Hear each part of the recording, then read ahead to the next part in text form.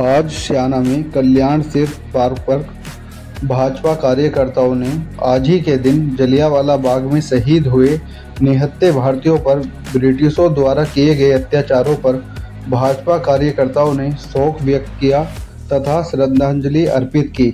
इस अवसर पर संदीप त्यागी मंडल अध्यक्ष, विक्रांत त्यागी भाजपा नेता एवं वरिष्ठ भाजपा नेता संजय श्रोत्रिय, वैभव रस्तोगी, प्रमोद लोधी, पवन त्यागी, एडवोकेट विजय लोधी, एडवोकेट धीरज त्यागी व अन्य सैकड़ों कार्यकर्ता मौजूद रहे।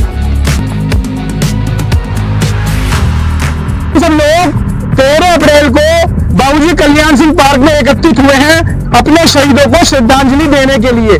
जो आज हमारा दिन है, इस दिन जो भारत हमारा देश है, वहां का एक प्रांत है हमारा पंजाब, और पंजाब में अमृतसर एक स्थान है, और अमृतसर के पास एक जगह है स्वर्ण मंदिर। स्वर्ण मंदिर के पास है जलियांवाला बाग। वहां पर 13 अप्रैल 1919 को जो आजादी का संघर्ष कर रहे थे, वो रॉलेट एक्ट के विरोध में वहां पर लगभग, जैसे मुझको जानकारी मिली है, लगभग 6-7 हजार लोग वहां पर इकट्ठा थे।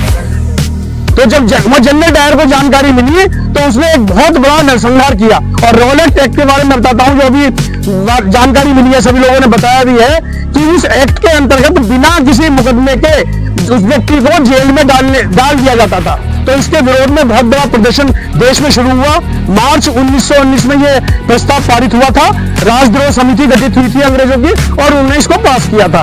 लेकिन डॉक्टर सत्यपाल सिंह जी और डॉक्टर सैफुद्दीन जी के नेतृत्व में जब वहां पर लगभग 10,000, 5,000, 10,000 लोग, चूंकि संख्या का पूरा आकलन नहीं है, तो जब वहां पर लोग इकट्ठा हुए तो जनरल डायर ने आदेश देकर उन्हें गोलियों से भुनवा दिया।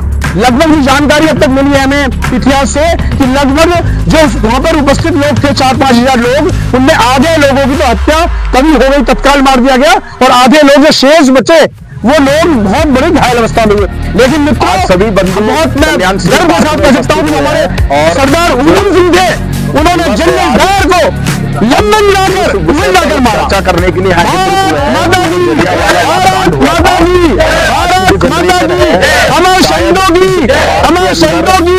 आसमान के नीचे एक बहुत ही अच्छी हवा में जी रही है।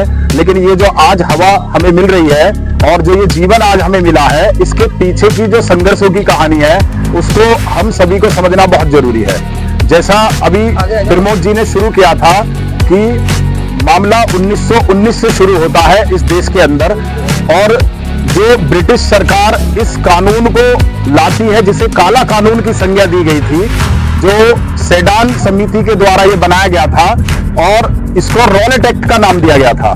तो 1919 में जो कानून आया था, सबसे पहले वो भयंकर कानून समझ लीजिए वो क्या था कि यदि आप इस समय यहाँ खड़े हैं और आपने अगर राष्ट्रवाद की कोई भी विचारधारा को यहाँ पर अग्रसित करने का प्रयास किया या उस विचारधारा को खड़ा करने का प्रयास किया, तो सेकंडों में आप पे मुकदमा हो जाएगा। और उस मुकदमे के बाद ना तो आप कोई दलील कर पाएंगे, ना कोई वकील ढूंढ पाएंगे, ना ही कोई अपील कर पाएंगे।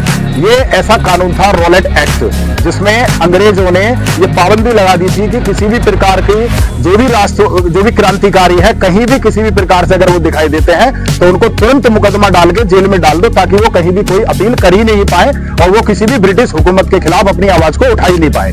तो इस रॉलेट एक्ट का सबसे पहले विरोध करने के लिए जो सत्याग्रह, रॉलेट सत्याग्रह हुआ था, वो महात्मा गांधी जी ने शुरू किया था मुंबई के अंदर। और 30 मार्च को इसको जो चिंगारी दी थी, वो स्वामी श्रद्धानंद जी ने दी थी। 30 मार्च 1919 को स्वामी श्रद्धानंद जी ने पूरे भारत में रॉलेट एक्ट का विरोध करने का एक बीड़ा उठाया था।